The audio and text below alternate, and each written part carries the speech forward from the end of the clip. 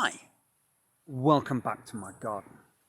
Last week I was talking about emotional states triggered by an incident of great fear for me, an encounter with a large tarantula that had wandered into our house.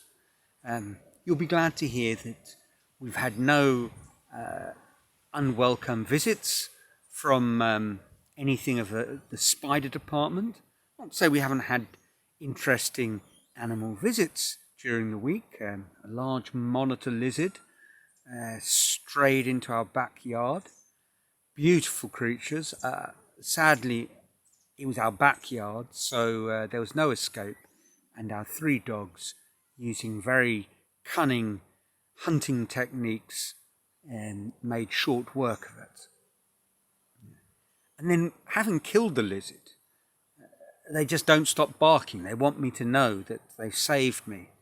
I sort of want to ask them, well, why didn't you deal with the bloody spider the week before? Now that would have been handy, because that was the front door. We've only got 1 dog there, and the poor little thing's just about smaller than the spider. So, but my 3 dogs in the backyard, they are faithful friends and very good at killing reptiles. They have fantastic techniques. They work as a team, and then let me know that they've done the job, barking incessantly. So I got to get rid of the lizard. Well, I mean, I would have had to anyway, because a decomposing lizard on your back veranda isn't really that pleasant. And I can report having after luring them away with some dog biscuits, the lizard was 1.20 meters. Boy, oh boy, and quite heavy. But that's the animal report for this week. Not that you necessarily are crying out to hear about the creepies and crawlies that come visiting our garden. But I do want to stay with the topic of fear, because it's an interesting one. In case you missed last week's video, let me just recap the sort of headline detail. According to recent research at Glasgow University, the 6 basic emotional responses, primitive responses that we were thought to have, which were happiness, sadness, fear, surprise, anger, and disgust, have been reduced after careful examination of brain imaging, neuroscans, have been reduced to 4: happiness and sadness, and fear and anger. And it struck me then that a lot of sort of problems that we have are initially triggered by some sort of emotional response, and the negative ones are, well, they are driven by anger and fear. Happiness, sadness are a different matter altogether. And the one that I suppose plagues me the most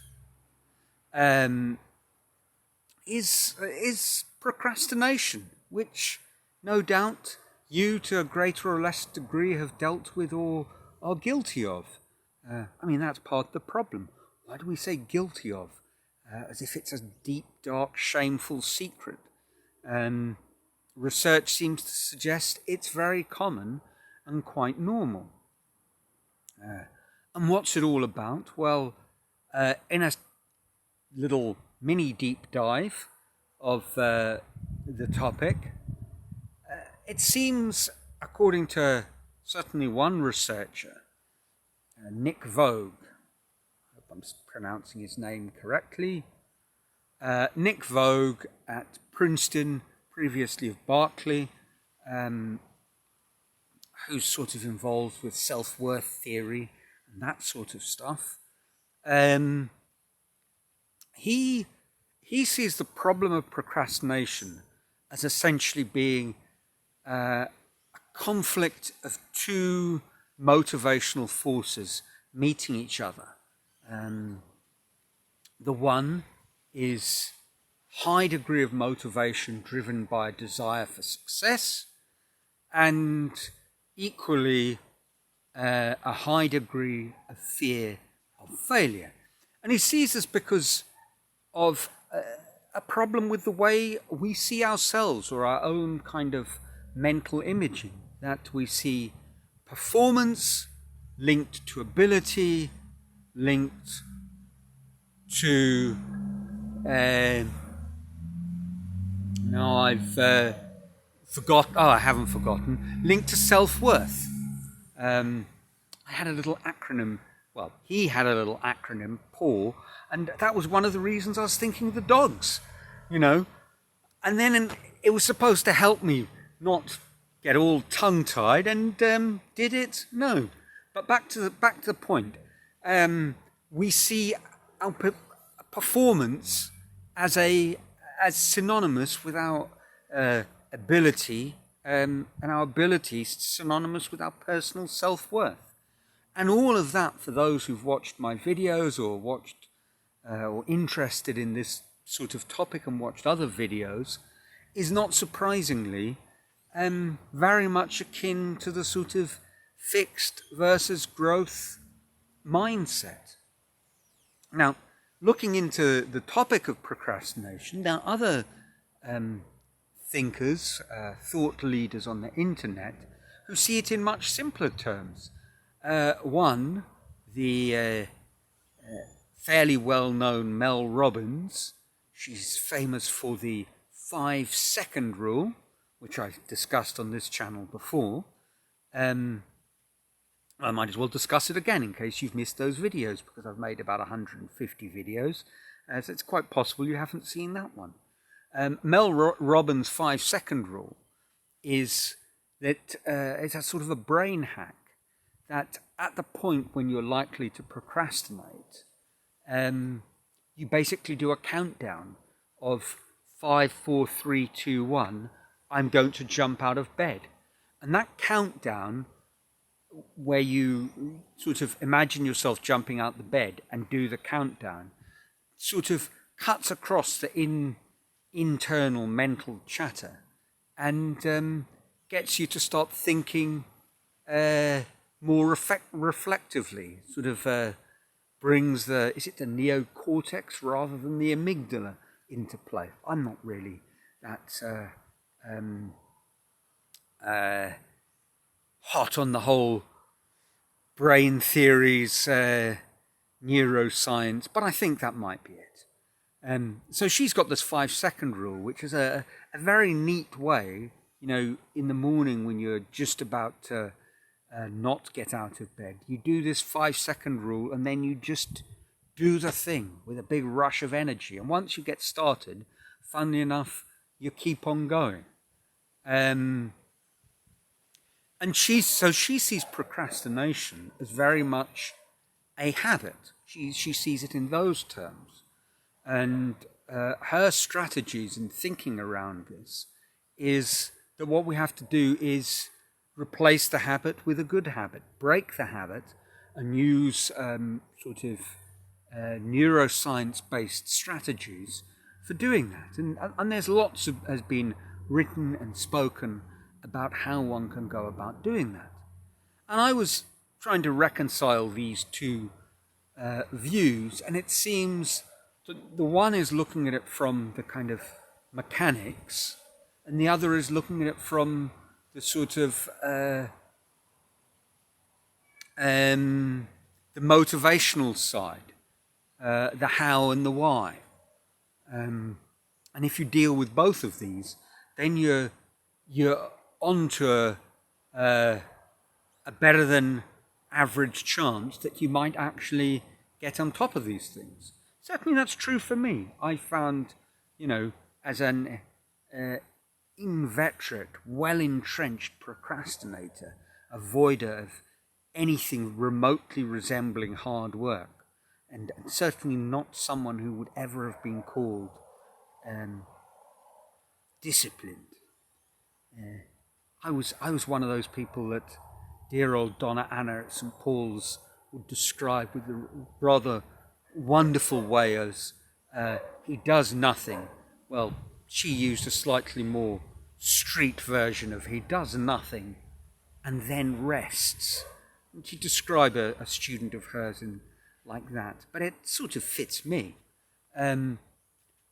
But using strategies, I've actually become quite self-disciplined and hard-working. I've got a long way to go if I'm going to keep on moving in the right direction. But